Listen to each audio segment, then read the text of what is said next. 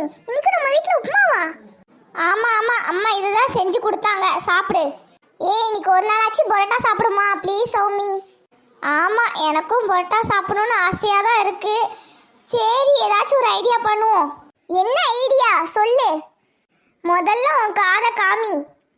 blah blah blah blah blah blah blah blah blah blah blah blah blah blah blah blah blah blah. Idea சூப்பரா இருக்கு சௌமி, இப்பவே பண்ணுவோம். சரி சரி, நான் போய் அம்மாவை கூட்டிட்டு வரேன். எம்மா, என்ன சௌமி, உப்புமாலாம் சாப்பிட்டியா? நல்லா இருக்கா? இன்னும் கொஞ்சம் வேணுமாமா? என்னது, இன்னும் வேணுமாவா? எம்மா, உப்புமால பூரா கல்லா இருக்குமா, வாயிலே வைக்க முடியல. கல்லா அப்பலாம் இருக்காதே.